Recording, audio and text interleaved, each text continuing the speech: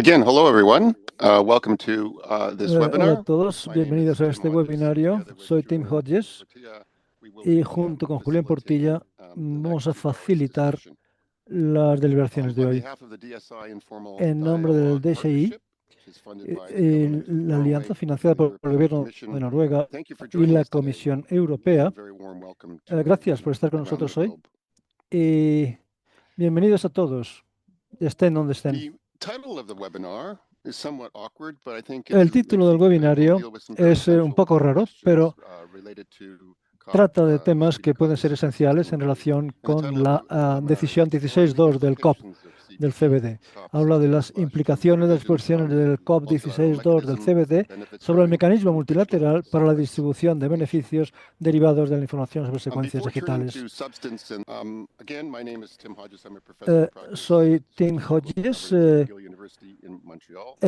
nombre...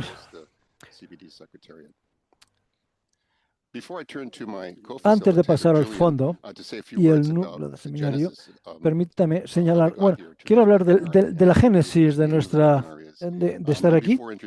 Y antes de presentar a los panelistas de hoy, me gustaría comenzar, como lo hacemos con frecuencia, con una breve llamada. Aquí es donde tenemos una oportunidad colectivamente de ver de nuestras regiones y de los sectores de dónde procede la gente que se une al webinario. So here we are. Thank you, Stefan. Bien, aquí tenemos los resultados. Gracias, Stefan. Vamos a ver a las regiones. Interesante.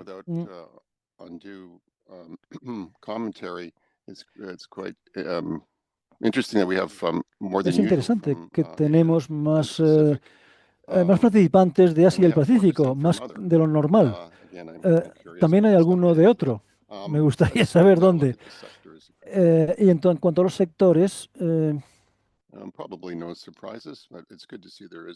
no hay sorpresas. Hay todo un rango de sectores, así como de regiones, participando hoy. Muchas gracias, Stephen. Sí, Norteamérica también. Bien. Ahora vamos a pasar al programa.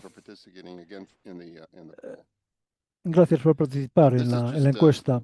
Esto es las características clave del webinario. Por supuesto, tenemos presentaciones, contexto y luego palabras finales y agradecimientos al final.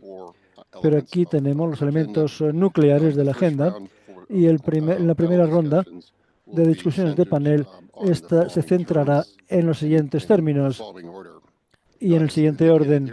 No es como está indicado aquí. Vamos a empezar con públicamente disponible y entidades, y luego indicativos, tasas indicativas y luego uso directo o indirecto. Después de esta ronda pasaremos a una segunda ronda donde permitimos a los panelistas que contemplen lo que han dicho, que expandan lo que han dicho. Será una sesión interactiva con otras personas también. Y finalmente, la tercera ronda, que será una oportunidad de que todos los que están en esta llamada que hayan contribuido al chat y entonces intentaremos integrar esos comentarios a la reunión de manera que los panelistas puedan considerar y comentar sobre esas preguntas. Es más caro de lo normal. Va a haber más interacción que en las reuniones anteriores. A ver cómo funciona. Entonces, como he dicho ya, el chat lo tienen abierto, siéntanse en libertad de utilizarlo. Y tenemos utilizando el canal y recopilando cosas y temas importantes que les preocupan a ustedes o que ustedes han suscitado en el chat. Muy bien, entonces vamos a dar la palabra a Julian para que hable sobre por qué estamos aquí, cuál es el objetivo de este webinario. Julian, tienes la palabra. Gracias, oírte y verte. Bienvenidos a todos, estén donde estén. Yo soy Julian Portillo. Estoy al norte de Estados Unidos, muy cerca de Montreal. Trabajo para el Centro de Colaboración Cívica en México y estamos asociados con Geomedia y Teams sobre este diálogo, esta alianza. Y estoy encantado de estar aquí con ustedes hoy.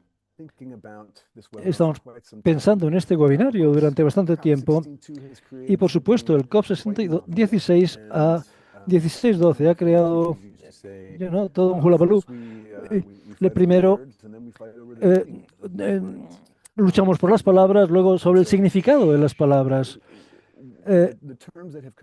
Entonces, los términos que tenemos del 16.2 son comunes, de uso común, pero específicos también en este contexto.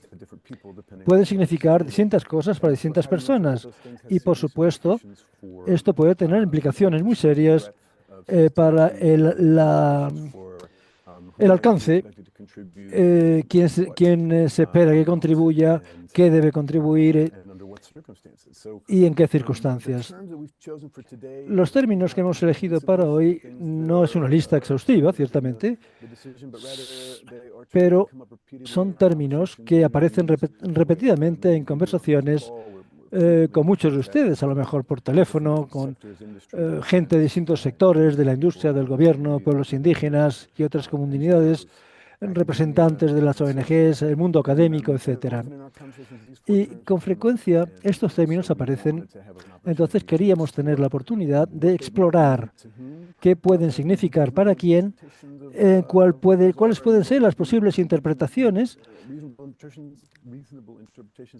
y cuáles serían interpretaciones razonables.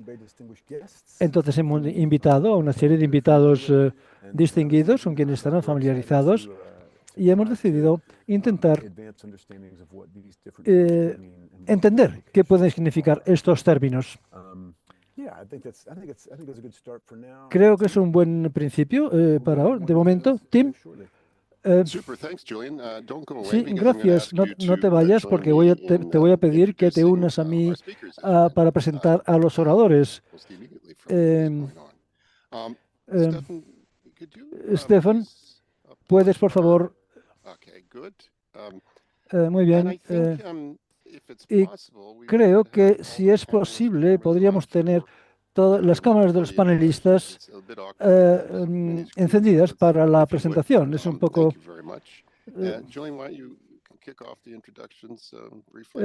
¿puedes comenzar las presentaciones brevemente?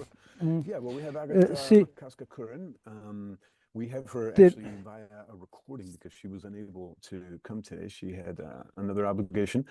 Agatha McCosker no ha podido venir, pero es economista medioambiental, investigadora del doctorado en el Instituto Graham de Investigación sobre el Cambio Climático y el Medio Ambiente en la London School of Economics, donde trabaja en la financiación de la biodiversidad, el potencial de ingresos del Fondo de Cali y las propiedades distributivas de su fórmula de asignación. Actualmente es consultora de la Secretaría del CDB sobre la puesta en marcha del Fondo de Cali de cara a la COP17. Ha hecho mucho trabajo en la última parte. Puede aparecer en la página web de la CDB. Y luego Paul Oldham es el fundador de Tierra Viva AI, una nueva empresa emergente que utiliza la inteligencia artificial para promover la innovación basada en la biodiversidad y soluciones locales a los retos medioambientales globales. También es director de One World Analytics. Y tendremos el placer de tener con nosotros a Daphne John Derbeck, que es directora de participación política de la Red Global en la CCI, Cámara de Comercio Internacional, además de apoyar la Red Global de Comités Nacionales y miembros de la CCI en 170 países en las diferentes áreas de trabajo político de la CCI. También se centra en el ámbito específico del acceso y la participación en los beneficios ABS habiendo coordinado durante muchos años la participación empresarial en el debate del CDB sobre el ABS, incluida la iniciativa de sostenibilidad y desarrollo. Gracias, Julian. Si no te importa, puedes seguir. Muy bien. Pierre de Plessis es un veterano en las negociaciones internacionales sobre el acceso y la participación en los beneficios ABS y la protección de los conocimientos adicionales, habiendo representado a Namibia y África en los procesos normativos relacionados con estos temas en el CDB, la FAO, la OMPI y la OMS. En la actualidad participa en la creación de Coalición para la Preparación Financiera en materia de DSI para África. Hugo María Sali es un antiguo asesor de negociaciones medioambientales internacionales de la Comisión Europea. Es negociador experimentado y artífice de políticas en asuntos medioambientales de la Unión Europea e internacionales.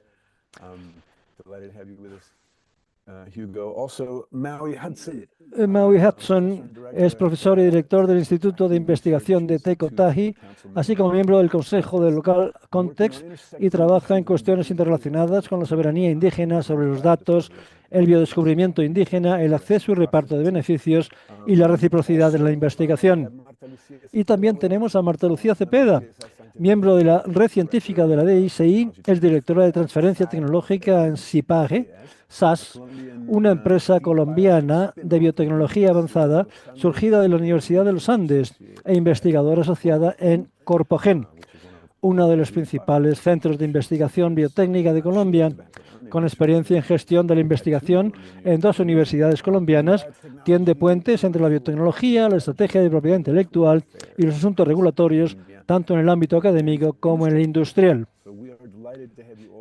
Estamos encantados de tener a todos con nosotros. Va a ser una conversación muy interesante. Tim. Muchas gracias, Julian. Bienvenidos.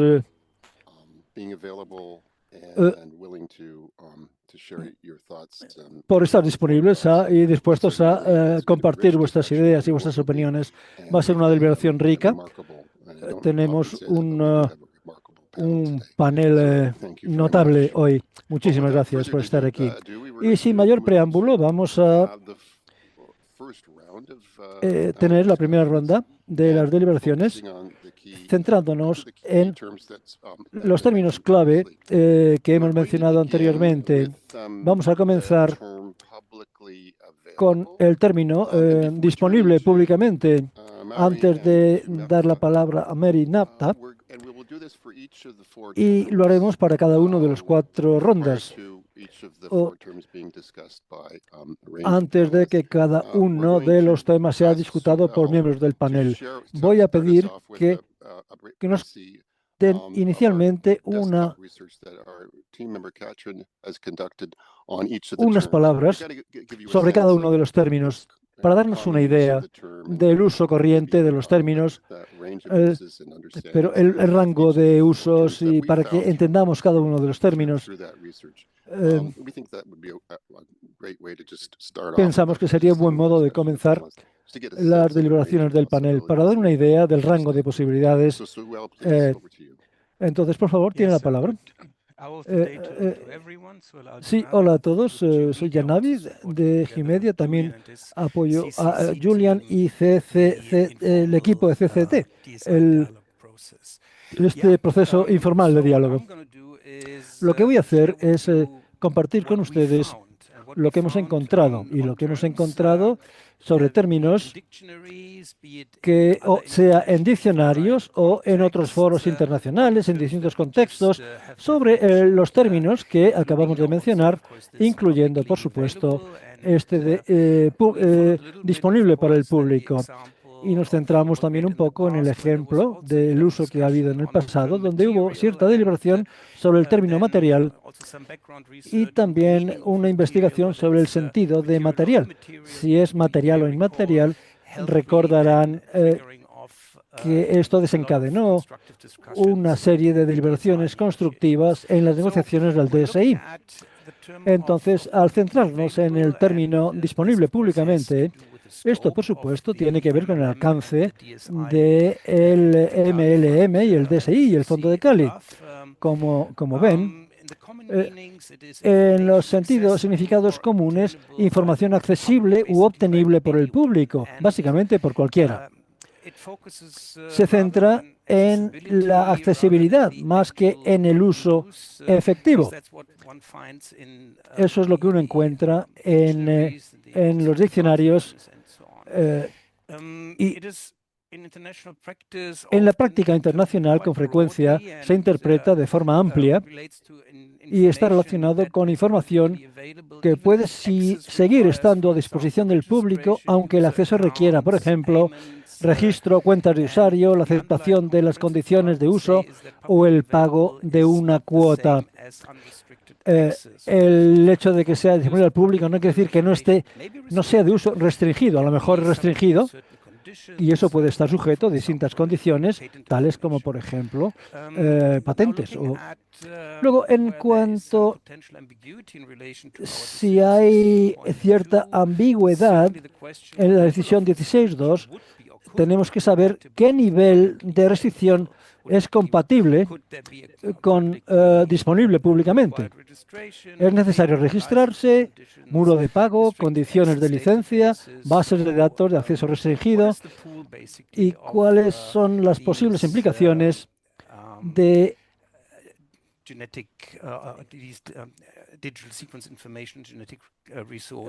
los recursos genéticos que se ponen a disposición del público. Y, como he dicho, puede tener posibles implicaciones sobre el alcance que están cubiertas por el mecanismo. Tiene o puede tener implicaciones en relación con la consistencia de la implementación en distintos sectores y jurisdicciones. Y en ese sentido, también en relación con la seguridad jurídica para los usuarios de la DSI. Esto es para enmarcar las deliberaciones y devuelvo la palabra al moderador y a los panelistas. Muchas gracias. Creo que ha sido muy interesante y de gran ayuda. Para comenzar, entonces, sin mayor pérdida de tiempo, vamos a pasar a los distinguidos panelistas. Mary, podemos empezar contigo si no te importa. Te doy 3 minutos y luego pasaremos a Marta. Adelante, tienes la palabra. Ok, gracias por reunirnos. Creo que en mi opinión, y hablo como alguien que ha estado involucrado en muchas conversaciones clave, y creo que el contexto de esto es reconocer que los datos de gobernanza se ven como algo importante. Creo que públicamente disponible, realmente no estoy seguro cuál es exactamente la definición, en parte porque esto está relacionado con bases de datos que han sido durante mucho tiempo datos abiertos y esto ha sido apoyado por distintos principios. En cuanto a la otra parte, hay inquietudes sobre la distribución de estas bases de datos abiertas o datos públicamente disponibles y también el nivel de control que se pueda ejercer en relación con ellos. Entonces, esto lleva al establecimiento de bases de datos controladas por pueblos indígenas y esto puede ser parte del aspecto entre las bases de datos privadas o públicas. Pero no creo que pueda ser una parte significativa de todo el sistema. Estoy de acuerdo con los sentidos comunes que se les han asignado aquí. Creo que si nos fijamos en sitios, por ejemplo, en cuanto a bases de datos disponibles que publican en lugares donde hay una expectativa de que los datos estén disponibles y en otros sitios y que la gente puede acceder a ellos. Y en este contexto siempre hay excepciones. Los datos pueden estar comprometidos, puede afectar a la privacidad, puede haber razones por las que debe haber una restricción en torno a dar acceso a los datos de manera no restringida, pero es necesario que esto se sepa de modo que se pueda tener las cosas claras. Pensando en los matices en torno a cuál sería la ambigüedad. La registración, el registro, ¿está bien? Me parece bien. Teniendo que pagar algo, me parece que no es tan recomendable. Las otras condiciones me parece también que están bien. La emisión de licencias o etiquetas de contenido local. Creo que en cuanto uno entra en bases de datos restringidas,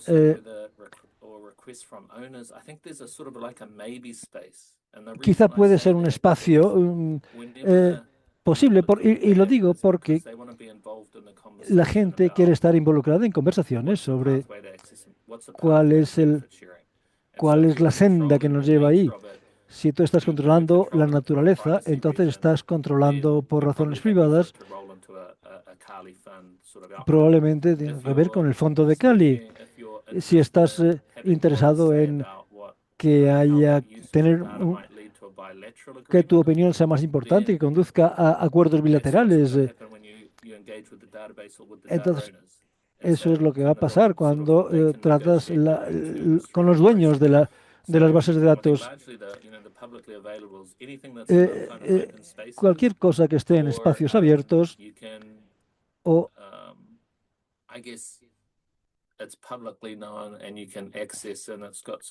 cualquier cosa que se pueda acceder estaría abierta al público, caería dentro de esta definición.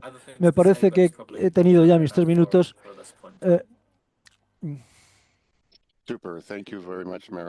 Muy bien, muchas gracias, Marian. Volvemos a... Tenemos tiempo.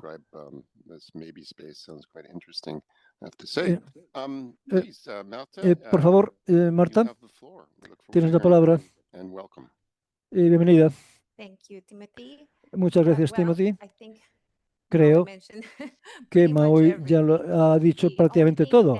La única cosa que me gustaría añadir es la necesidad de mantenerlas abiertas, porque es un tema de cifras, de números.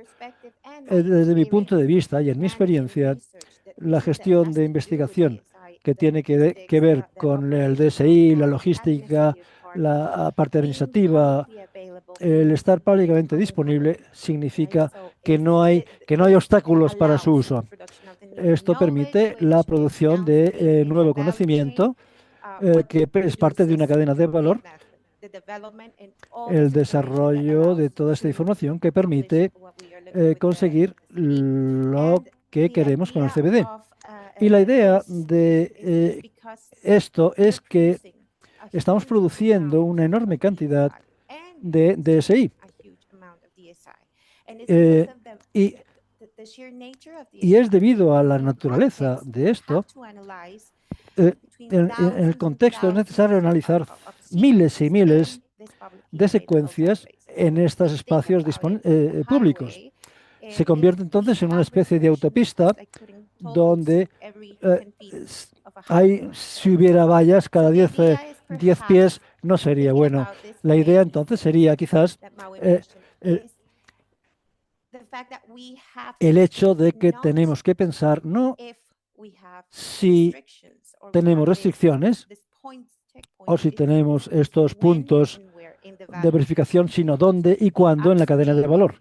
Esto es, si fuera de aguas arriba, pero la naturaleza, el hecho de que sea público, la naturaleza pública tiene que mantenerse en su esencia.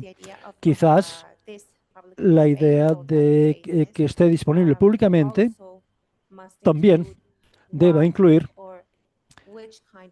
qué tipo de metadata estamos utilizando.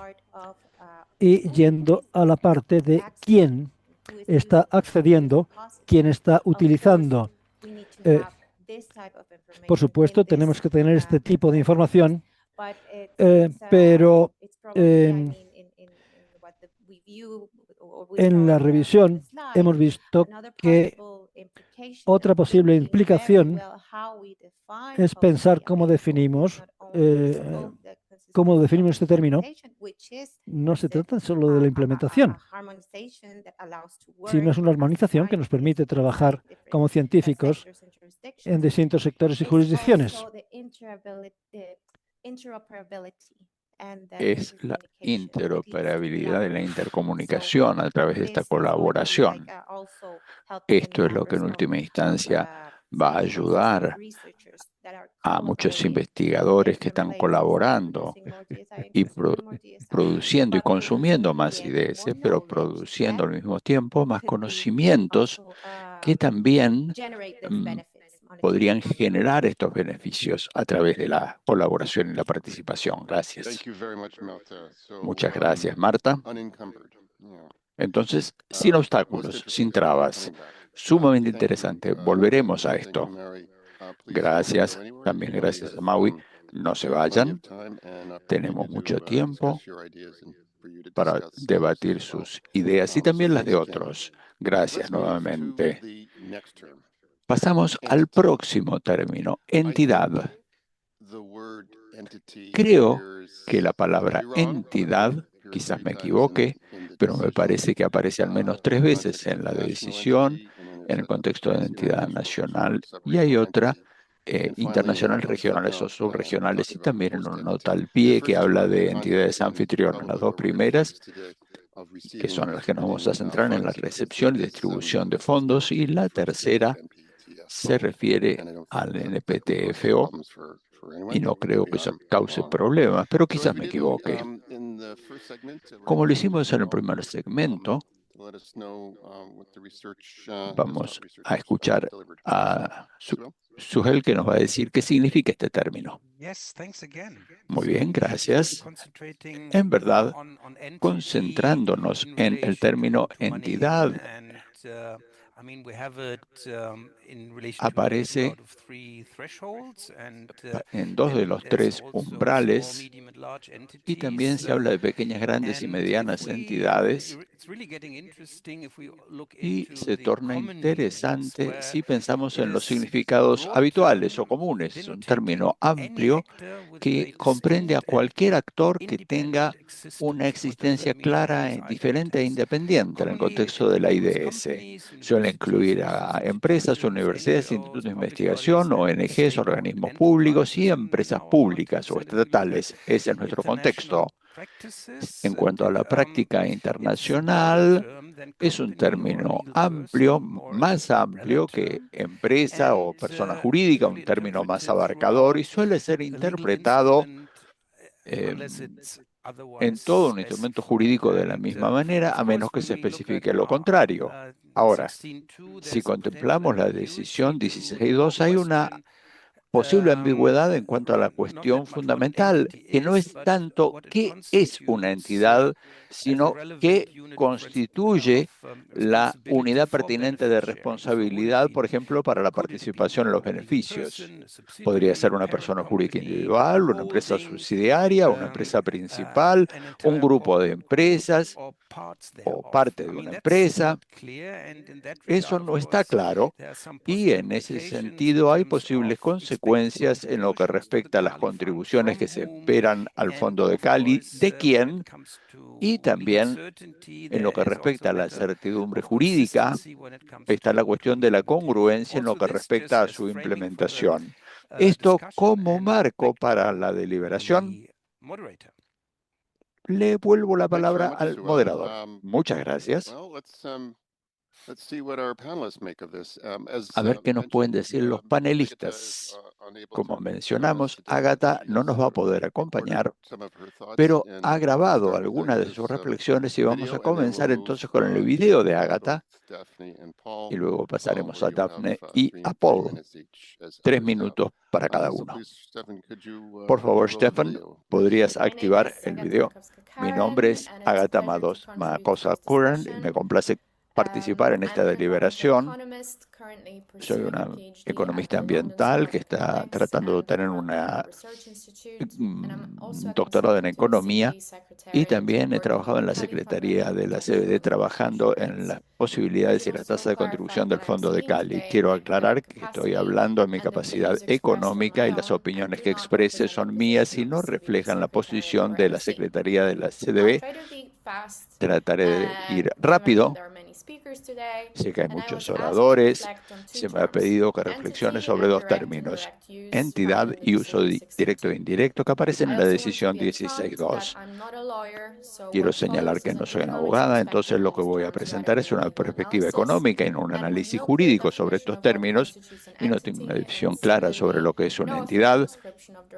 Y también lo mismo pasa con uso directo e indirecto de la IDS, y entonces la implementación puede diferir entre distintas jurisdicciones y entidades contribuyentes. En eso me voy a concentrar en mi presentación. Voy a comenzar con entidad. La decisión 16.2 no brinda una definición clara de lo que constituye una entidad, y para mi investigación entiendo que significa una entidad jurídica individual, una empresa que funciona con fines de lucro, que lleva a cabo actividades comerciales. Esa es una suposición de trabajo, no es una suposición oficial. La pregunta que queda pendiente entonces es: ¿la entidad contribuyente debería ser una subsidiaria o un grupo empresario consolidado? Eso modifica quién es la persona quién paga y cuánto.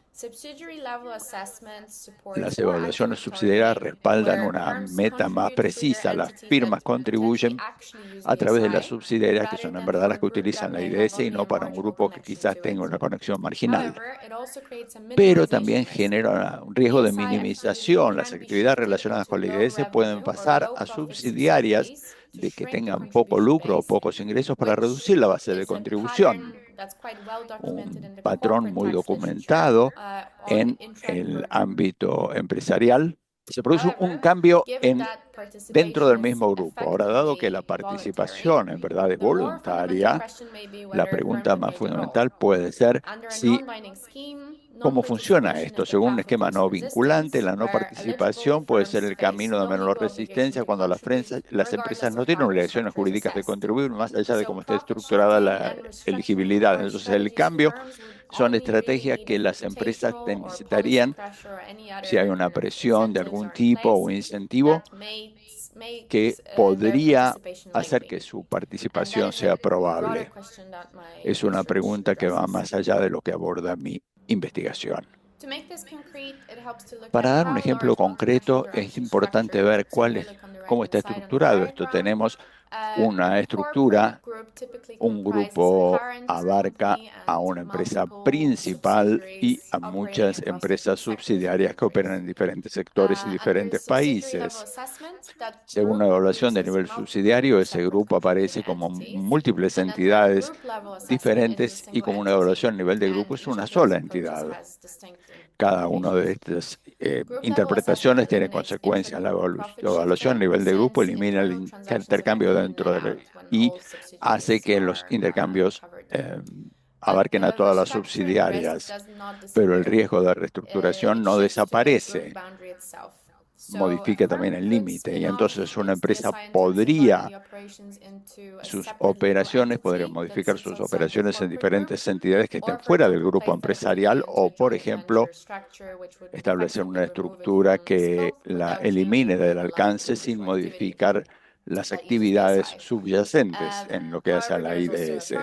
Pero también hay una preocupación de equidad.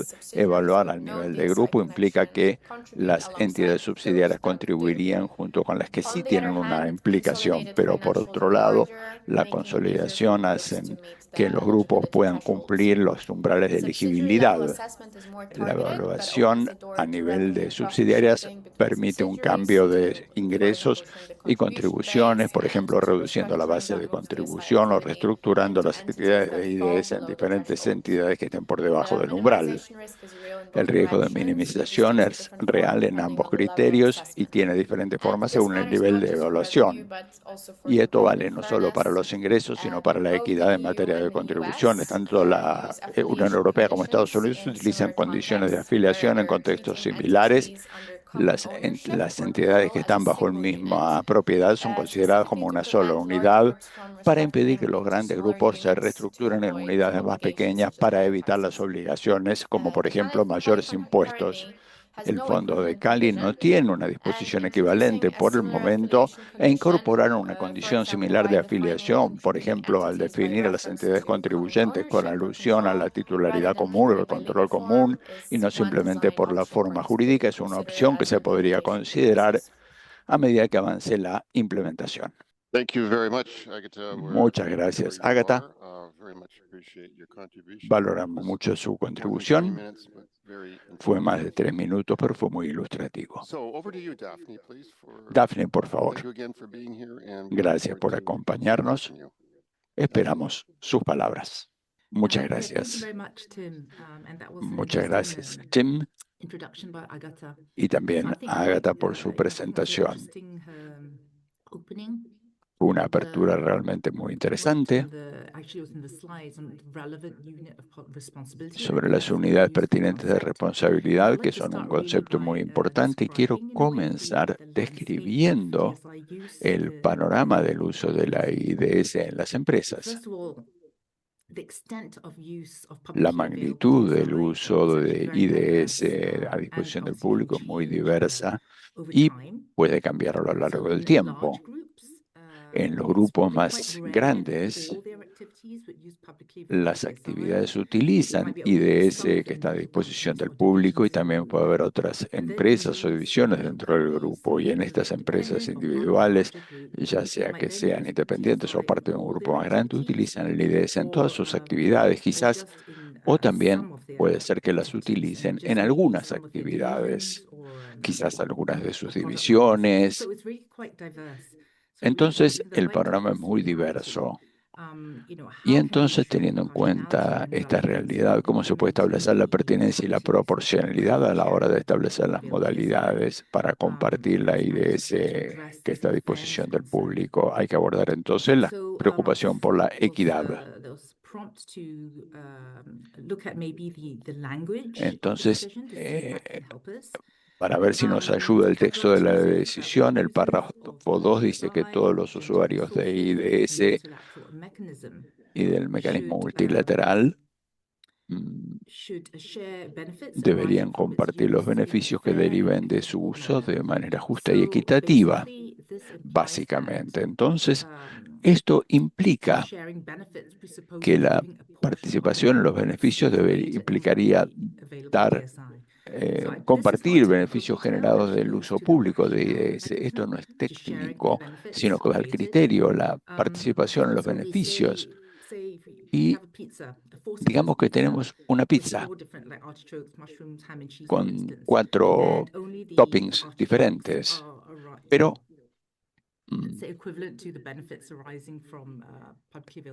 comparación, por ejemplo, con la IDS pública, si tomamos una porción de toda la pizza, va a ser algo diferente de una porción si tomamos solamente uno de los toppings. Si eso se aplica a las empresas,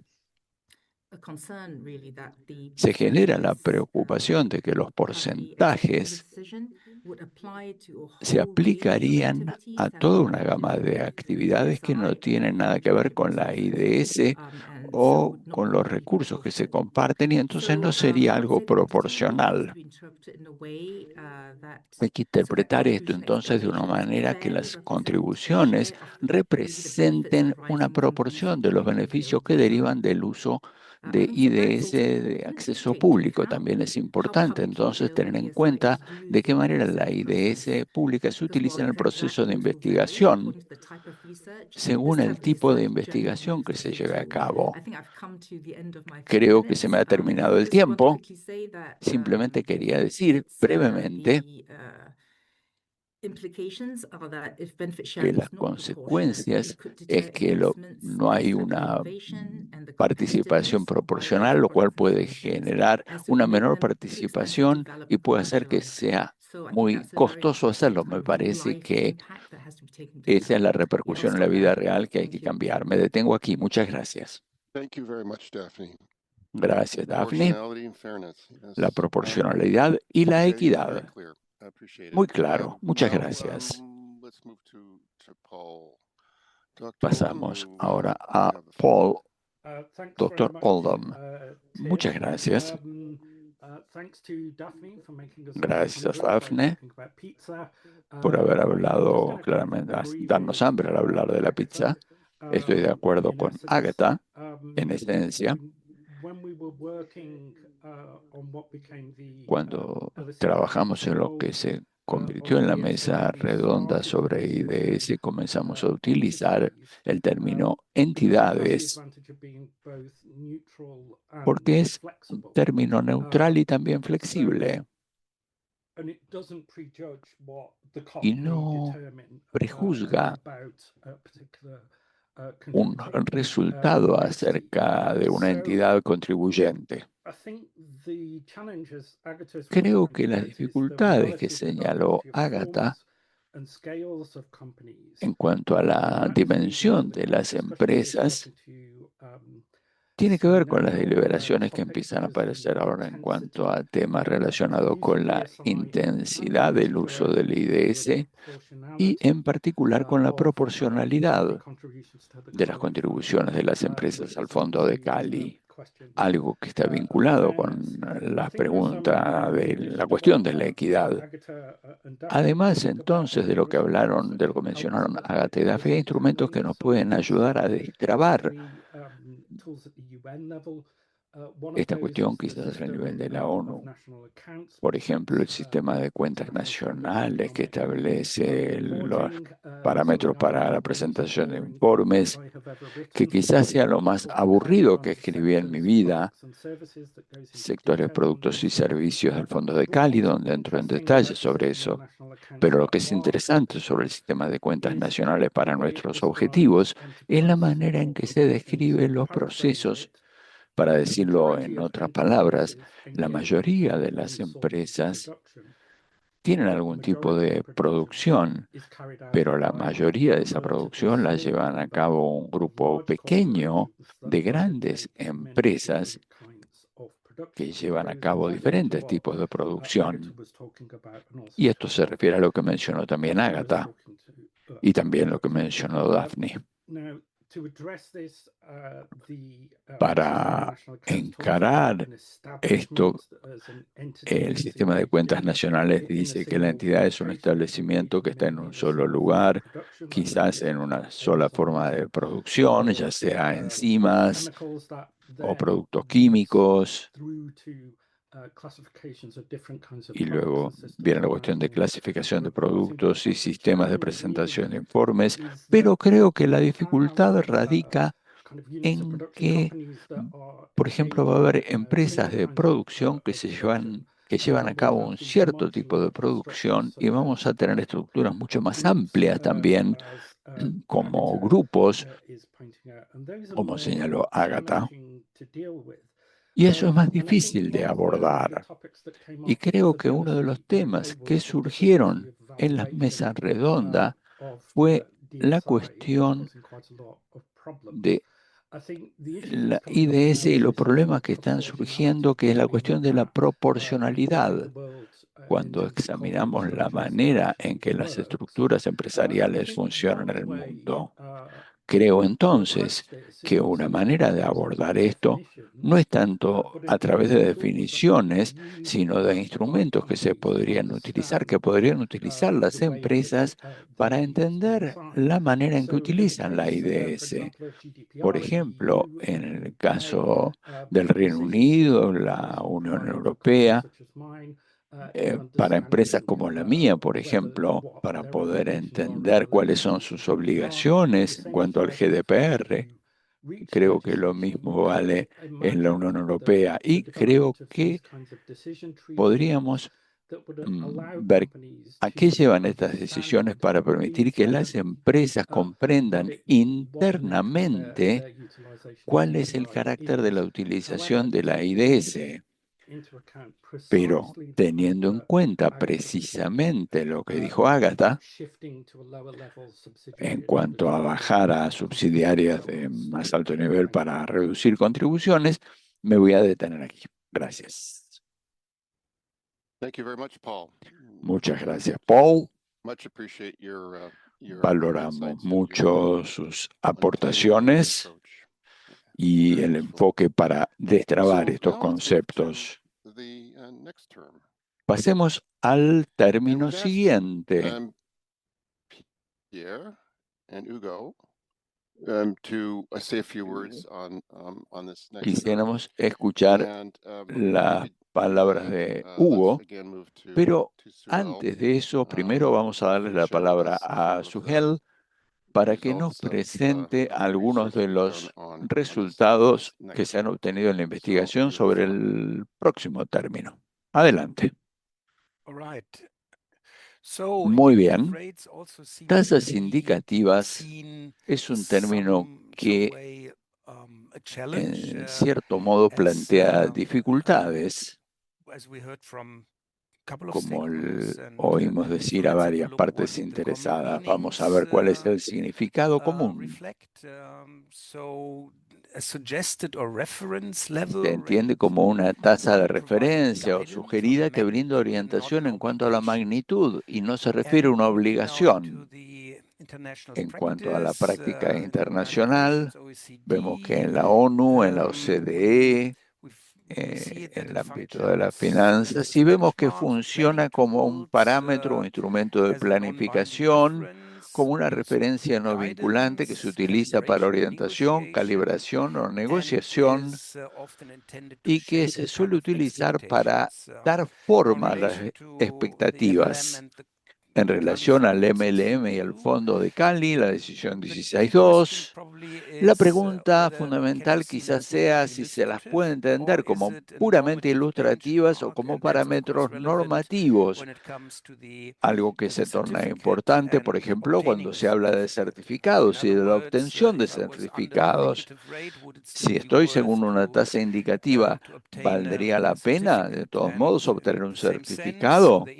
En ese mismo sentido, ¿influyen en las expectativas en materia de contribuciones? Y también la pregunta es si estas tasas indicativas son flexibles a lo largo del tiempo, pueden influir en las expectativas o consecuencias en materia de las expectativas, por más que no sean formalmente vinculantes, sino indicativas, y también puede haber diferentes interpretaciones que pueden afectar la predecibilidad y la congruencia de lo que figura en el fondo y la congruencia de las prácticas en materia de contribución. Una vez más, espero haber aportado municiones para el debate. Gracias. Gracias, Suel. Me acabo de dar cuenta, la palabra indicativo se utiliza en varios contextos, por ejemplo, en los sectores y también una lista indicativa de criterios, así que es una palabra que se utiliza bastante en la decisión, pero ahora estamos hablando de las tasas indicativas. Comenzamos con Pierre. Adelante, por favor, 3 minutos aproximadamente con sus primeras reflexiones. Gracias. Creo que el objetivo de tener una tasa indicativa radica en que fue un acuerdo de principio de que es necesario para poner en práctica lo que el mecanismo multilateral, no solo para compartir beneficios, sino para modificar la manera en que nos relacionamos con las empresas que se benefician de las contribuciones para la conservación del medio ambiente. Entonces, una tasa indicativa sirve para la operacionalización del mecanismo y establece expectativas, evidentemente, pero no es una disposición jurídicamente vinculante. Si un país aprueba legislación para permitir la participación en beneficios derivada del uso de IDS y establece su propia tasa, lo puede hacer o lo puede negociar en forma bilateral con el uso de IDS de sus recursos, que no sean parte de un organismo de acceso público. Gracias por mencionar esta idea de que indicativo aparece en otras partes del texto de la decisión. Pero es importante el hecho de que la decisión hable de modificar el uso gratuito de la biodiversidad, el aprovechamiento de la biodiversidad. Tengo algunas reflexiones sobre el tema. Pero en este caso hay, yo diría, este es el piso para continuar debatiendo. Sin duda alguna, hay que tener en cuenta esto en la revisión de la eficacia del mecanismo, es esta tasa para movilizar la financiación que se espera obtener y también para debatir si es demasiado elevado o demasiado bajo.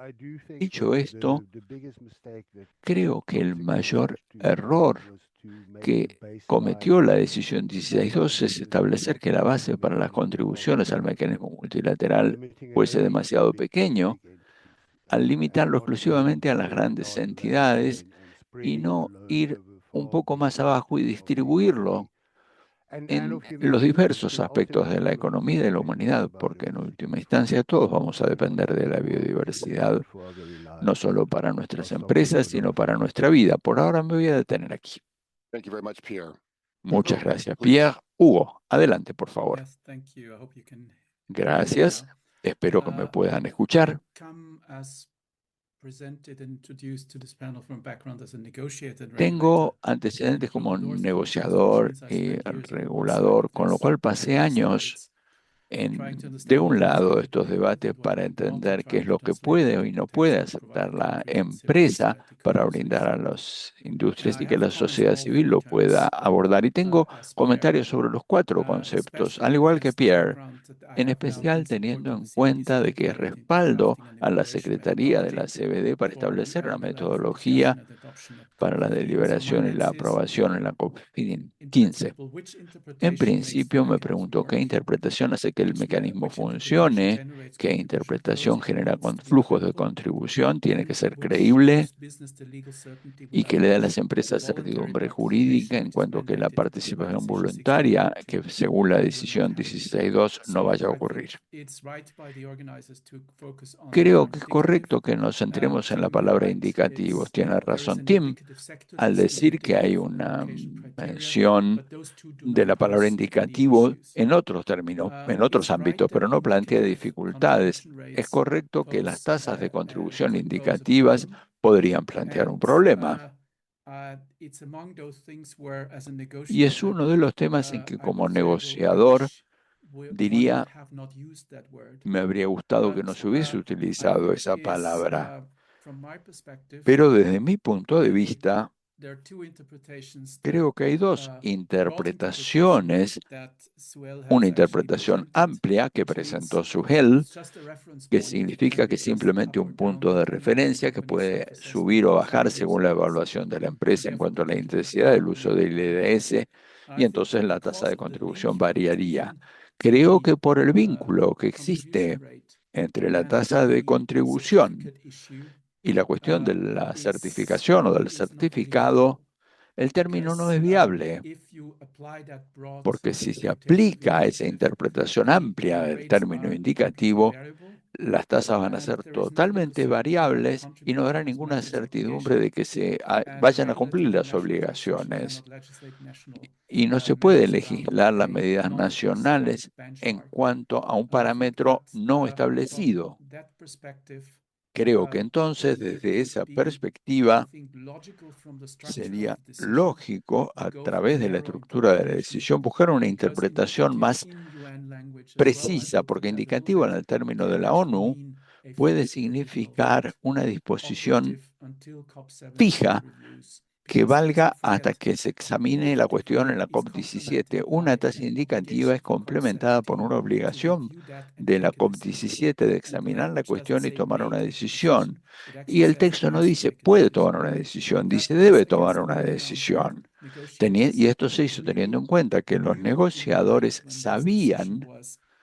en la finally noche en que finalized finalmente that se there were completó a esta number of decisión squeegees with regard to the que level tenían of una contributions that cuestión the con respecto al contribution nivel rate de that applies to contribuciones the o de decision, la tasa and de therefore contribución que se it is mencionó en la provisional, decisión. but Por eso certainly it's es not variable. provisional, In pero the no es interpretation variable one has to make en when you esa compare it to interpretación the que linkage se to the hace cuando se certificate la vincula provision, con la paragraph disposición sobre el 15, but also the certificado, que es el provision párrafo that there civil has to be 15, another decision pero at también COP17. se señala que tiene que haber una decisión en la COP17.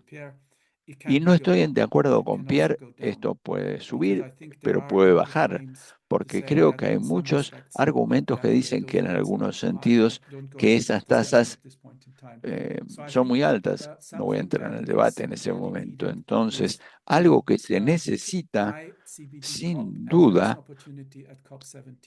es que en la COP17 se reemplace la palabra indicativa con algo específico. Me detengo aquí y gracias. Thank you very much, Hugo. Gracias, Lo dejo Hugo. aquí. Gracias, Hugo. Okay, not Variable, no variable. Muy bien.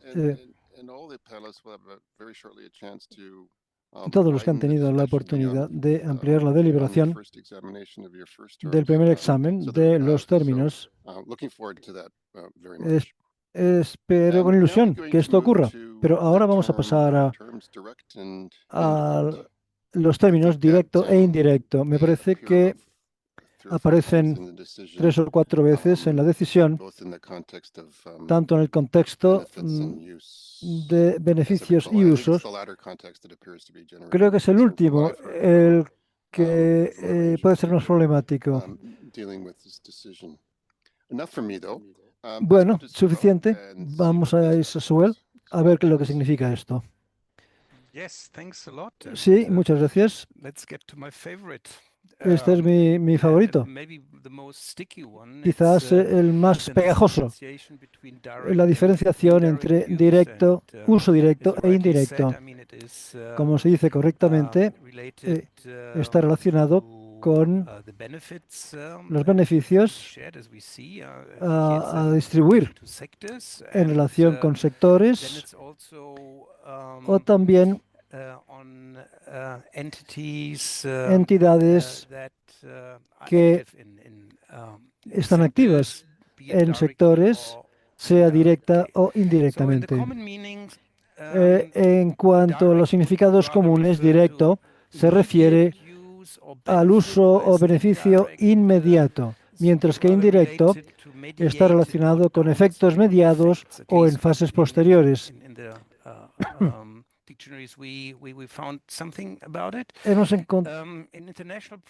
En la práctica internacional, hablando en general,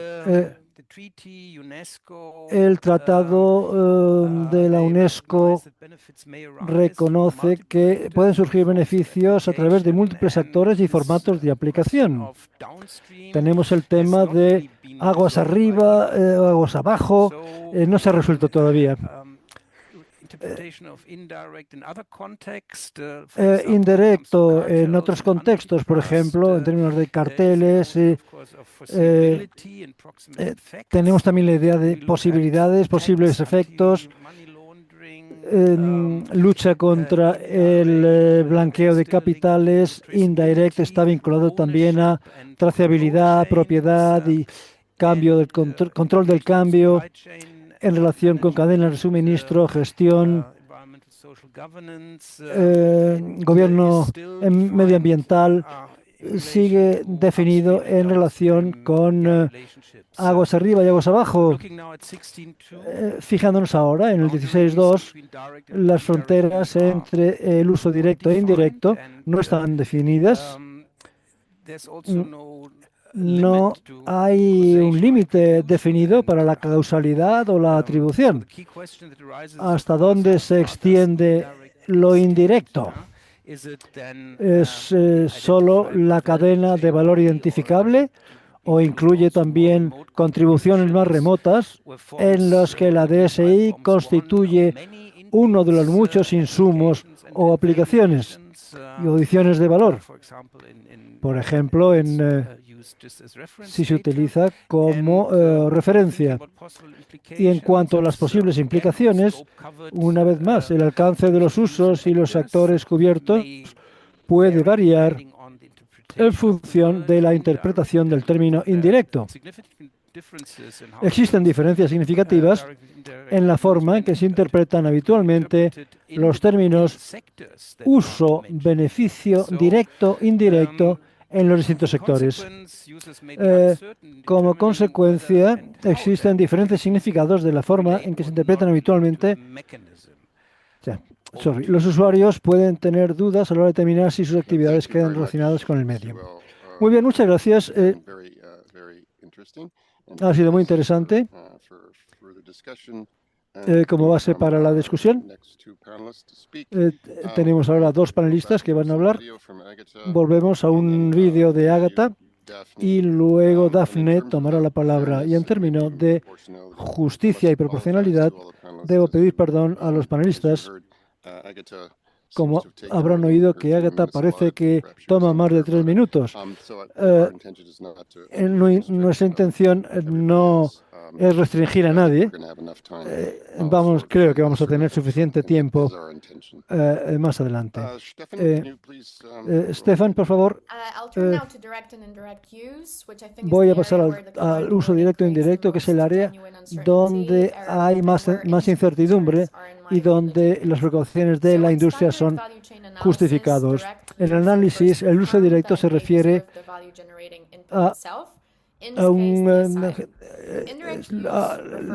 el uso indirecto se refiere a granjas que se benefician comercialmente de los insumos sin trabajar con ellos directamente.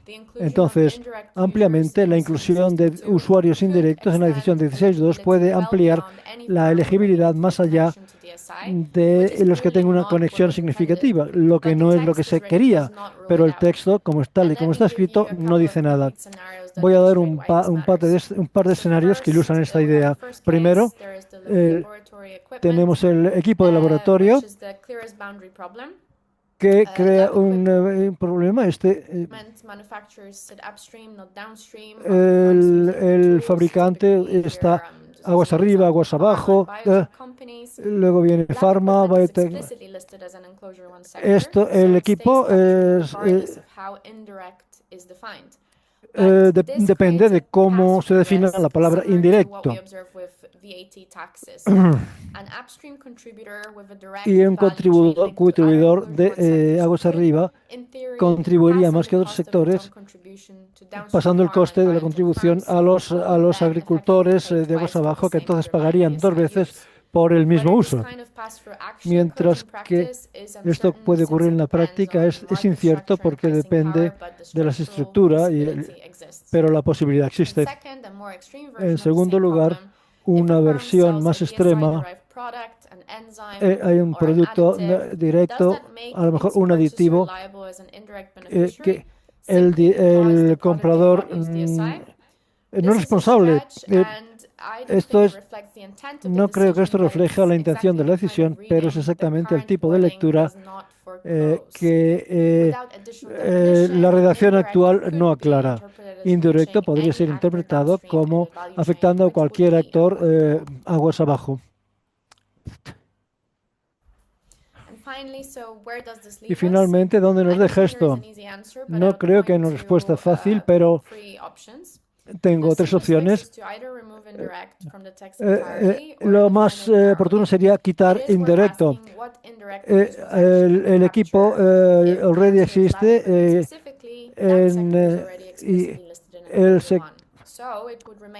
entonces quedaría captado incluso sin la palabra indirecta. Reducimos el scope. El problema es que el riesgo que ya he descrito, por ejemplo, el equipo de laboratorio para los usuarios de abajo, en principio, el mecanismo podría llevar a los agricultores a contribuir a los costes, pero en la práctica creo que esto sería administrativamente exigente y prácticamente imposible de seguir la trazabilidad.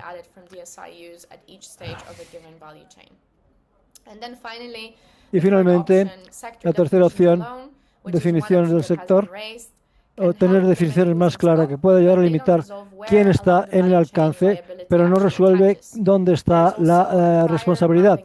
También hay un problema de mapeo, traducción los sectores en una clasificación estándar, tales como ISIC y NACE, está ya escrito en distintos sectores, que es algo que me he encontrado en mi trabajo. Esto significa que las fronteras siguen estando bajo disputa, incluso sin el tema del directo o indirecto. Creo que cualquier solución que funcione necesita combinar definiciones claras del sector con criterios adicionales y las obligaciones que vienen adscritas en la cadena de valor. No creo que esto se pueda aclarar antes del COP17, pero un pequeño progreso, sea como sea que se consiga, daría a las empresas una base con la que trabajar a medida que continúa la implementación. Muchas gracias, Agatha. Quizás si tenemos la oportunidad, Paul, de que consideres las ideas de Agatha. Vamos a dejar la palabra a Daphne y te damos. Tú puedes hablar de una vez más dentro de 3 minutos. Daphne, tienes la palabra. Adelante. Muy bien. Muchas gracias, Tim. Creo que estoy de acuerdo con lo que ha dicho Agatha, pero añadiría que además de los problemas que ha suscitado, también tenemos la realidad de que las soluciones basadas en la biodiversidad compiten con productos desarrollados por medios de otros tipos de soluciones. Y el tener este inconveniente adicional de expectativas de reparto de beneficios sobre un producto que se nos presenta, que les presentamos al cliente, esto es, si vendemos el producto al cliente, el cliente entonces tendría que esperar beneficios. Esto pone a tu producto en desventaja frente a los de posibles competidores, productos que no están basados en diversidad biológica. Entonces creo que para que haya igualdad en todos los sectores, tendremos que preguntarnos cuáles son los objetivos de la transición. Me parece que ha mencionado 3 opciones. La segunda opción creo que era sobre que hubiera un sistema similar donde se pudiera eliminar el EBT de ahí. Me parece que es muy complejo y yo diría que introduciría muchísima complejidad. No me parece que sea una buena idea porque ya hay suficientes problemas con la opción número 3 de las que he propuesto. Creo que la primera opción, eliminar el término indirect, sería la solución más directa y más sencilla. Por lo tanto, estaría de acuerdo con eso. Sí, eso es lo que quería decir. Muchas gracias. Gracias, Daphne. Si estás en duda, elimínalo. Funciona algunas veces.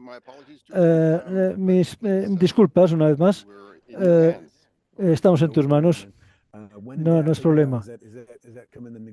Si estás en duda, elimínalo. Es una buena solución. A veces funciona. Yo comentaría.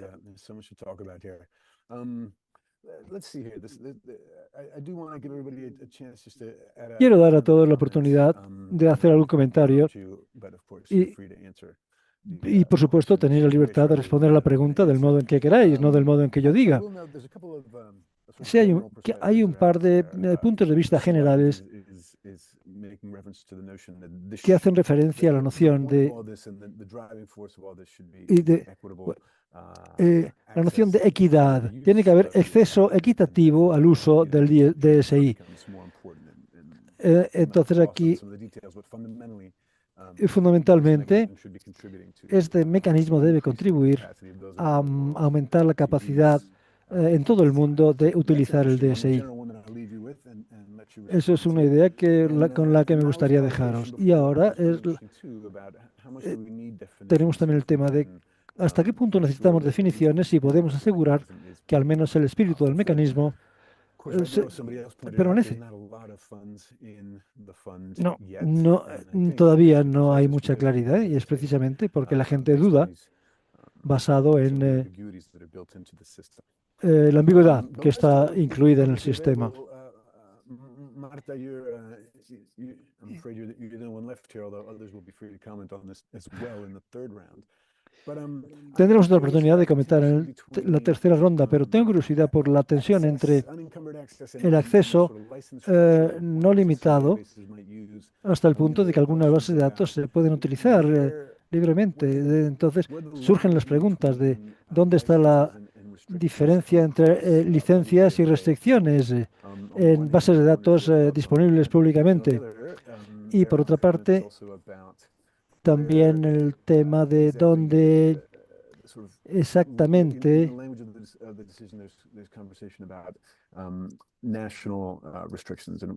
dónde están las restricciones nacionales. No sé si tienes una idea de estas dos cosas. Esto es dónde está la línea entre licencias aceptables y cómo se enfrentan a esto los países. Bueno, basado en la experiencia, el primero es básicamente el punto de acceso. Es un tema de dónde en la cadena de valor tengo las restricciones. Yo no puedo tenerla en el acceso a la secuencia, porque si tuviera esa restricción ahí, operativamente, lógicamente, incluso eso sería todo un obstáculo. Entonces, la cadena de valor no acabaría bien. No va a producir conocimiento ni va a producir beneficios monetarios. Y en cuanto a lo segundo, la relación estaría exactamente cuándo y dónde tengo ese tipo de no restricción, pero información añadida a esos metadatos, cuándo, dónde y quién. Entonces, de manera que yo puedo, en la base de datos disponible públicamente, puedo incluir este tipo de información y esto va a ser, por supuesto, el cumplimiento. Entonces, si esto lo hago público, esto constituye la información. Si puedo ir tan lejos como alterar la cadena de valor, que lo mío no es solamente un interesado, sino que serían muchos interesados, y llegamos a una estación comercial al final, por supuesto, esto ya ha sido públicamente declarado y ha sido el dónde, quién, de dónde. Entonces creo que la parte que aparece en la diapositiva sobre el reglamento o la normativa nacional no es exactamente eso. Son las leyes del país, las reglas que impone el país, las que ayudan a entender esto. Pero esto sería antes incluso de la secuenciación, al principio mismo. Muy bien, gracias, Marta. Y Hugo, ¿tienes alguna contribución sobre esto? Sí, gracias. Muy interesante conversación. Creo que desde el punto de vista de alguien que ha estado presente en todas estas deliberaciones durante años, siempre se ha dado por entendido que lo que significa disponible públicamente es algo que está disponible al público y la accesibilidad no está sujeta a la discreción de los operadores de la base de datos. Estaría, por tanto, de acuerdo con lo que se ha dicho, en el sentido de que quizá el requisito de registro o quizás un pago, pero no puede haber una decisión por alguien de dar acceso a uno y no a otro. Tiene que haber igualdad de oportunidades para todos. Y creo también que un entendimiento muy claro es que públicamente disponible significa, en el caso de una base de datos, es que no importa, no hay obligaciones, además de las que se impone al acceso a la secuencia de datos. Entonces, la legislación nacional solo aparece como portero Entonces, si tiene que haber limitaciones ulteriores, entonces la base de datos no es pública. Eso es un elemento crucial en relación con la certeza jurídica. Si tenemos acceso a la base de datos por el medio que sea, puede ser acceso totalmente abierto o por medio de un pago o lo que sea, tenemos el derecho a utilizarlo y no hay ninguna otra obligación vinculada a la posible nacionalización. Si hay mayores limitaciones, esos datos no deben estar en la base de datos. En ese sentido, es una definición amplia de disponible públicamente, debe incluir la propiedad, algo propietario de la base de datos, y eso debe ampliar el sentido de base de datos.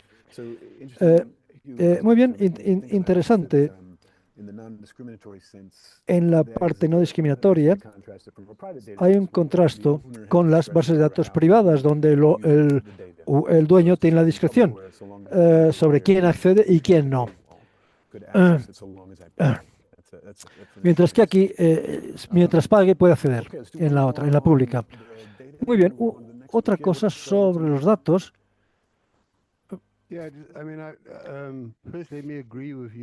Estoy de acuerdo con vosotros. Esa ha sido mi opinión siempre, que públicamente disponible quiere decir que cualquiera con una conexión a Internet pueda bajarlo y utilizarlo. Y recuerdo que esto se adoptó en un plenario y lo firmaron partes que pensaron que necesitaban atar bien el derecho soberano a controlar recursos y datos de los recursos que todavía no están disponibles públicamente en bases de datos de acceso público. Y lo hacían porque no confiaban que las Naciones Unidas iban a proteger ese derecho. Y decían, bueno, los mecanismos multilaterales solo aplican a estos datos que son disponibles públicamente. Es importante recordarlo, pero también argumentaría que nadie utiliza el DSI hoy, o cualquiera que lo utiliza no podría utilizarlo si los datos no estuvieran públicamente disponibles. Toda la industria, tal y como la conocemos hoy, surgió en la base de el acceso directo, libre a los datos. Al principio puede ser muy caro,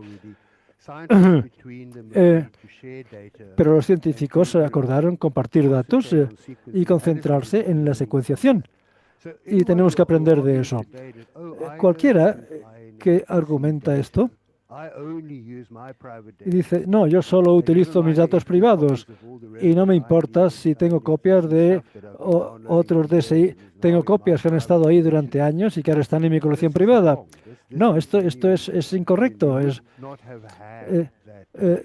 No hubieras tenido eso si no hubieras tenido datos disponibles públicamente. Por lo tanto, todos los datos, todos los usos de estos datos son de manera indirecta.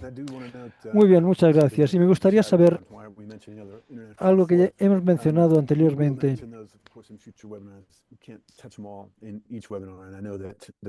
Es un tema que hemos visto en distintos webinarios anteriormente.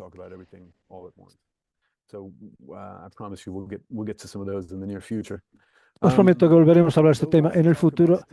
Muy bien, entonces, en términos de públicamente disponible, todavía tengo una pregunta sobre dónde la licencia y restricciones pueden entrar en juego, pero hablaremos de eso más adelante. Y pasamos ahora a la entidad. El tema de 16.2, la idea es que intentaban englobarlo todo para que fuera tan simple y tan uniforme que fuera posible para todos los contribuyentes. Sin embargo, la simplicidad no siempre está de acuerdo con la proporcionalidad o con enfoques de otros tipos. Me pregunto dos cosas. Primera, esta entidad ¿es un modo de resolver el problema de la proporcionalidad? Porque podemos mirarlo, considerarlo a un nivel de subsidiario Y si es así, entonces hace falta que alguien explique más cosas en las empresas, donde dice, bueno, estas cosas vienen de una porción particular de mi entidad. Y la segunda pregunta es que hay idioma en el 16.2 que habla sobre la necesidad de considerar productos y servicios, modalidades de productos y servicios. La palabra entidad es algo que puede solucionar esto. Esto es, puede haber una pequeña entidad en mi corporación que considere solamente el tema de los productos DSI. Entity ahí aparece, daría cuenta de eso, haciendo las cosas más proporcionales. Voy a dar la palabra a Daphne y Prof. Adelante. Daphne, tiene la palabra. Sí. En cuanto a la segunda pregunta, de productos y servicios, no estoy segura si la palabra entidad solucionaría el problema, porque en esta división, una entidad en una empresa, en una división donde a lo mejor hay una línea de productos, quizás utilizaría eso. A lo mejor si está basada en diversidad biológica, etcétera, en una empresa que está arrancando y tiene soluciones basadas en la biodiversidad.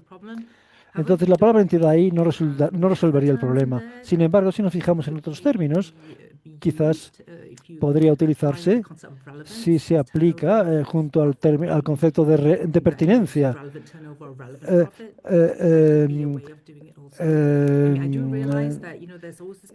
Ahí a lo mejor encajaría, pero tiene que haber simplicidad y justicia, porque se trata de un acuerdo internacional en todos los sectores del mundo. Por lo tanto, tiene que haber ese equilibrio. Y la segunda idea que has mencionado sobre disclosure, veo claramente que los países querrían más evidencia sobre cómo las empresas evalúan el modo en que se interpretan algunas cosas y si eso sería aplicable a sus honorarios. Habría que tener cuidado, sin embargo, porque la información muchas veces no está disponible precisamente porque es sensible comercialmente. Y me parece que eso es parte de las consideraciones que hay que tener en cuenta. Entonces, por una parte pueden decir, sí, debes pagar por lo que utilizas, y alguien podría decir, bueno, no utilizamos tanto. Y el otro diría, entonces, ¿puedes mostrarme cómo sé cuánto utilizas y cómo lo utilizas? Entiendo que por muchas razones quizá uno no quiere declarar muchas cosas que pueden ser para uso interno solamente. Pero es un dilema. Sí, ciertamente lo es. Paul, any thoughts on this one? You got anything that'll help us crawl out of this dilemma? ¿Alguien puede sacarnos de este dilema? Yo no veo un problema con el término entidad. El término entidad es de ayuda. Y la diversidad de empresas, estructuras, pero también una de las cosas a las que nos enfrentamos es las consecuencias de elecciones concretas. Entonces, una preferencia fuerte se expresó con opciones y eso nos da tipo de opciones. Pero lo que sí sabemos es que los Estados miembros tienen un sistema de clasificación elaborado para el sector industrial, para la compra de productos, y regularmente lo revisan. Y creo que eso es de gran ayuda y encaja muy bien en los informes. Por ejemplo, en el caso de la Unión Europea, para la encuesta de 2023 de fabricación y producción, pero que se hace de manera anónima, no se revela la compañía, pero las compañías tienen que informar. Entonces, por ejemplo, en 2024 fueron miles de millones de euros. Y creo que la dificultad se plantea es que cuando sabemos que hay riesgos nucleares, entonces, como parte de las estadísticas, no hay discriminación. No sabemos cuál es el porcentaje es de producción de la Unión Europea, está dentro de ese criterio, está abierto a los miembros de la Unión Europea y en los estados que quieran conocer con mayor detalle la información sobre uno u otro elemento. Entonces es una posibilidad, pero lo último que quisiera decir es que hay muchas clasificaciones que son controladas por las partes, como por ejemplo el sistema de patentes. Tiene mucho más detalles que la clasificación técnica de las zonas, áreas de efectividad.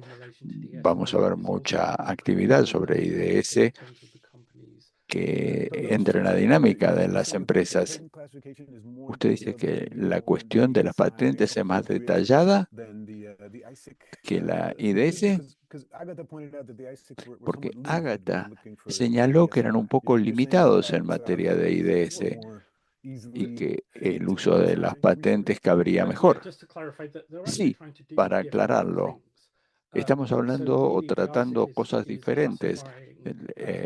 La ASIC es una clasificación, la CEU está clasificando según el término de producción y eso lleva a su vez a la clasificación de productos y servicios. El sistema de patentes, por otro lado, clasifica de manera técnica los objetos de propiedad intelectual. Son cosas separadas, pero la clasificación de patentes es mucho más detallada. Entonces, se trata que ajustar las definiciones y los instrumentos que existen, que están bajo el control de los gobiernos, pero aparte se plantea hasta qué punto se puede lograr eso.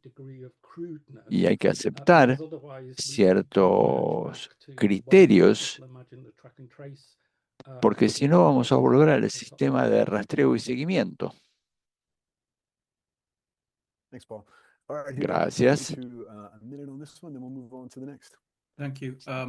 ¿Hay algo para decir o pasamos al siguiente? Coincido con Paul de que hay un segmento en el sentido de que la palabra entidades no es un problema. Recuerdo por qué surgió la palabra entidades. Al menos a mi criterio, esto surgió porque alguien dijo, no solo las empresas hacen uso de IDS, también hay otras entidades. ¿Podríamos utilizar un término más amplio que compañías, empresas? Eso es lo que recuerdo. Y esto a su vez lleva a mucho análisis. Mi interpretación es que cuando juntamos entidades y uso directo o indirecto y con la lista indicativa de sectores, se apunta a un buen examen de quién podría figurar en ese criterio, porque a través de un uso inteligente, del uso de indirecto, se podrían eludir algunas de estas transferencias que podrían ser en el resultado. Entonces, no es tan problemático mientras no se lo vea como un término en sí, sino en el contexto general de la 16.2 con la lista de sectores y la interpretación de directo o indirecto, y entonces no habría tanto problema. Volvemos entonces a la cuestión jurídica. Entidad podría ser algo que obtenga beneficios comerciales sin ser una empresa, que es una de las cosas que debatimos en ese momento cuando se elaboró la decisión. Gracias, Hugo, al tratar de unir los términos para ver cómo podrían unirse para ayudar a resolver el problema. Creo que es un término que ayuda a aclarar entidad, porque puede representar el uso real más ampliamente, pero también puede ayudar a determinar cómo se pueden unir productos y servicios, porque las entidades quizás solamente elaboran un producto que utilicen IDS, que es uno de los argumentos que escuchan, que se ven en la 16.2 y que se mencionó también con respecto, por ejemplo, a una empresa química. Creo que la palabra entidades es útil, combinada con los otros términos. Voy a pasar ahora a directo e indirecto. Voy a ser un poco provocativo. Quizás podríamos... Agatha dijo que se podría sacar indirectos y que se podría trabajar mucho mejor sobre clasificación empresarial o de productos, ya sea de manera económica o un objeto del sistema de patentes. Pero me pregunto, ¿cuál es la reacción de cada uno de ustedes? ¿Estamos yendo demasiado lejos en la 16.2 al decir directo o indirecto? ¿Deberíamos tener simplemente uso?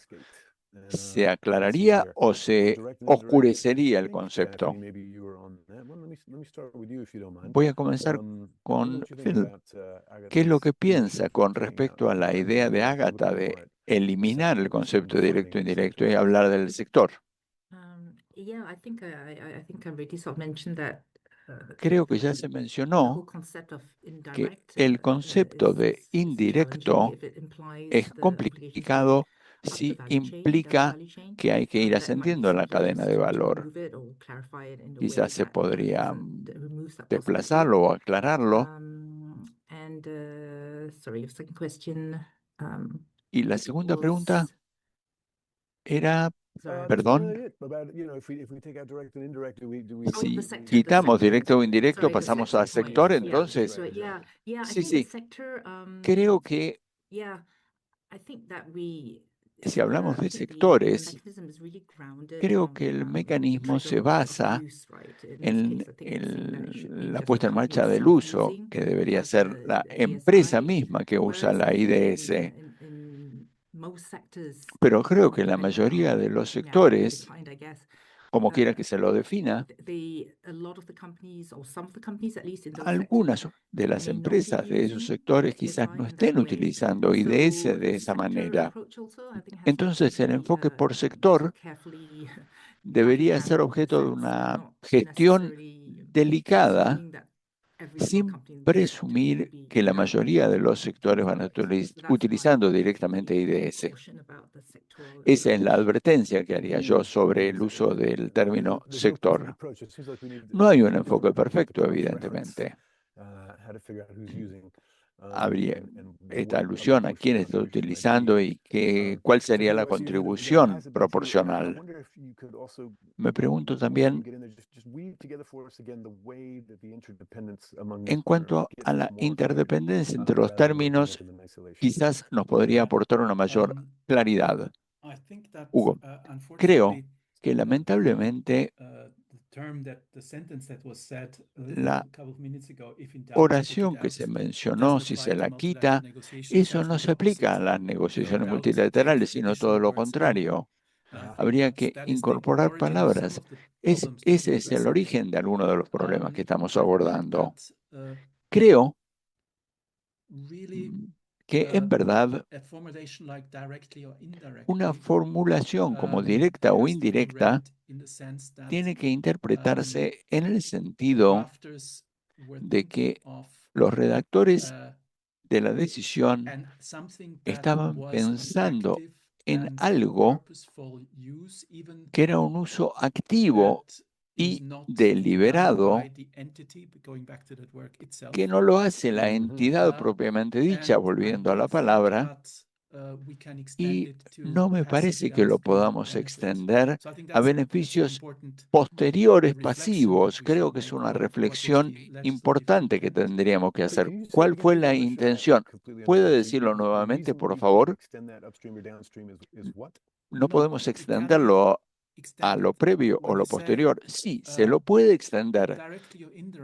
Si se dice directa o indirectamente, esto significa que tiene que haber algún tipo de actividad deliberada y activa en cuanto al uso de la IDS, algo que no ocurre cuando se habla de los beneficios posteriores, pero sí los previos. Si yo compro un producto que usted elaboró, eso no coloca a mi compañía, que no usa la IDS, en la cadena de contribuciones. Pero si yo utilizo la acción de otro para desarrollar algo sin utilizar la IDS yo mismo, creo que entraríamos en el concepto de beneficios indirectos, lo que significa que se puede ir hacia arriba, pero no hacia abajo en cuanto a al producto. Y también, desde una perspectiva de diseño normativo, creo que hay que establecer un límite viable jurídicamente, porque si no es inaplicable, como dijo usted, creo que la lista de sectores, sumada al concepto de entidad y la interpretación de los términos directa o indirectamente, todo eso debería ser la base de una definición viable. A mi juicio, una definición viable sería qué es lo que da certidumbre jurídica al concepto de entidades, lo que las lleva a querer contribuir. Porque más allá de lo que se haya querido lograr, es un sistema que se basa en contribuciones voluntarias de las entidades que quieren obtener un certificado. Creo que esa es la manera de que todo funcione. Antes de devolverte el micrófono, Tim, vamos a volver al tema de las tasas indicativas, especialmente como provisionales y no variables. Quizás podría haber alguna conversación sobre el tema. Gracias. Tenemos una última oportunidad para escuchar a los panelistas. ¿Cómo va el chat? Muy activo, sigue muy activo. Los colegas han estado sintetizando el chat. Hay varias ideas nuevas y reflexiones innovadoras que quizás se podrían considerar. Pero antes de pasar el micrófono a Sujel y a Carlos, quiero señalar que el adagio, cuando hay dudas habría que quitarlo. Creo que esta idea de no incluir terminología que oscurezca la decisión o genere confusión podría ser una guía para evitar lo que estamos enfrentando, que son ambigüedades, pero no siempre es posible excluir. Y en cuanto a la 16.2 y el proceso de la CDB, lo que he visto es muy constructivo porque estamos celebrando debates maduros sobre cómo aclarar y discusiones calmas. Y creo que se logró un éxito y mucha mayor claridad. Creo que entonces hemos avanzado. Entonces, hemos venido siguiendo el chat y ahora en la ronda 3 podríamos ver lo que muchas personas han aportado al chat. No sé cuántos están en línea. Había 500 o 600 inscriptos, no sé cuántos hay, pero hay mucha gente con mucha experiencia y conocimiento. Pasamos entonces a Carlos y a Sujel para ver qué es lo que tenemos en el chat. Gracias. Muchas preguntas y comentarios muy interesantes.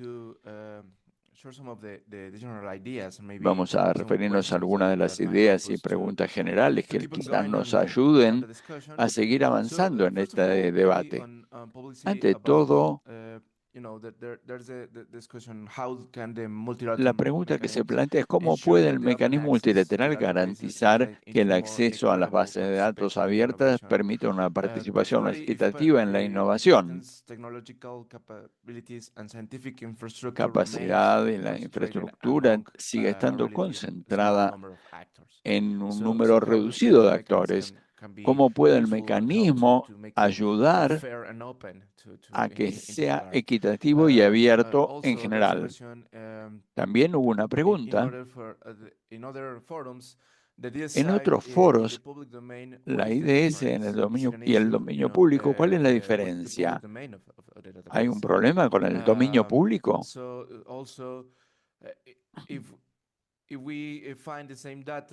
Si encontramos los mismos datos y las mismas secuencias en bases de datos públicas y privadas, habría que ver con cuánta facilidad se puede acceder. Pensando en los procesos, si la información es la misma, ¿cómo podemos acceder? También los datos de las bases de datos de acceso público deberían servir para el fondo de Cali. También se los deberían incluir en el ámbito del fondo de Cali. Y en cuanto a la cuestión de la entidad, ¿es pertinente que el término entidad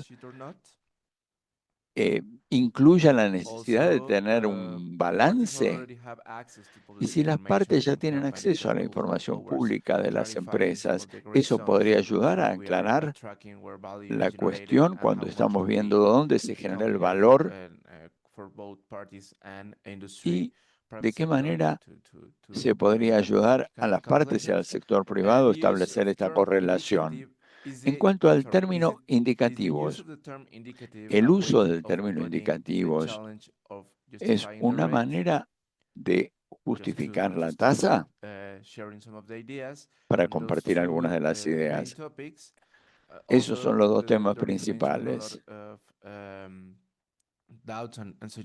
También se han planteado dudas y sugerencias sobre participación en los beneficios. Más allá de eso, ¿qué tipo de colaboración se podría generar con la sociedad civil en cuanto al acceso a datos y tecnología? ¿Cómo podríamos abrir el espacio para que sea más inclusivo el enfoque de participación?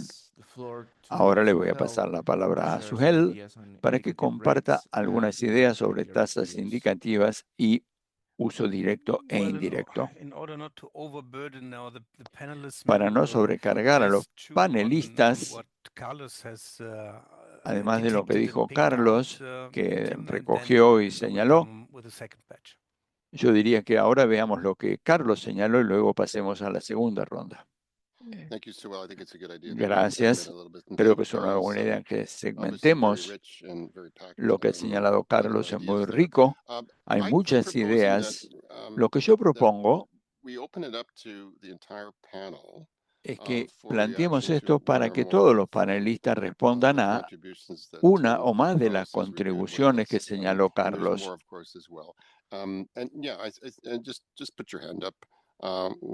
Háganos saber levantando, marcando la mano. Pierre, comencemos con él. Gracias.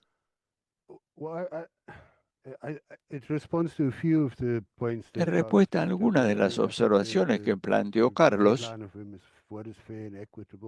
en cuanto a lo que es justo y equitativo en materia de capacidad y acceso y posibilidad de utilizar la IDS, creo que el mecanismo contiene disposiciones para participación en beneficios no monetarios, también sobre desarrollo de capacidad. Hay un compromiso en esa materia que en el CBD y en el protocolo de Nagoya, pero el mecanismo fue elaborado para compartir los beneficios derivados del uso de la IDS y no para resolver todos los problemas que hay en el mundo.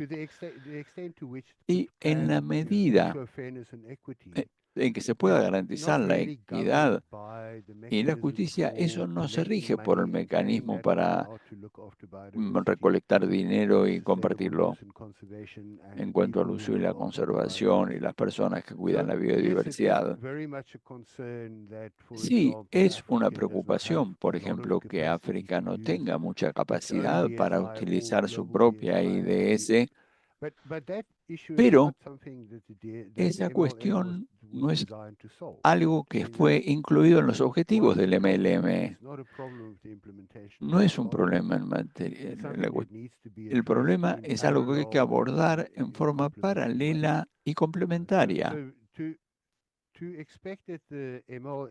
Esperar que el mecanismo multilateral resuelva todos los problemas de desarrollo y de diversidad al mismo tiempo es poco realista, pero si nos centramos en sus objetivos, que es recoger recursos derivados de los beneficios del uso de la biodiversidad, por ejemplo, a través de la IDS de acceso público y canalizar algunos de esos recursos a la preservación de la biodiversidad y apuntar a colmar la brecha de miles de millones de dólares que nos frena, creo que eso debería ser suficiente como objetivo para el mecanismo.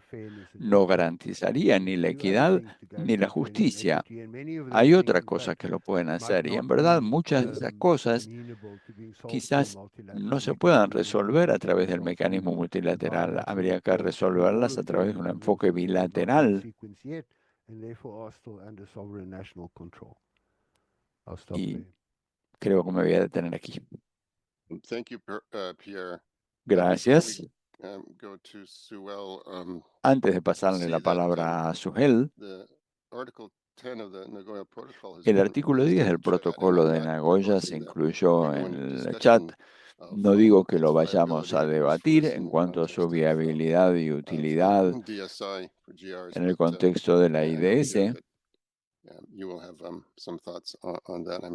Creo que va a haber algunas reflexiones al respecto. Quienes han estado en la negociación de ese documento, como yo, como copresidente, fue muy interesante, quiero señalar también.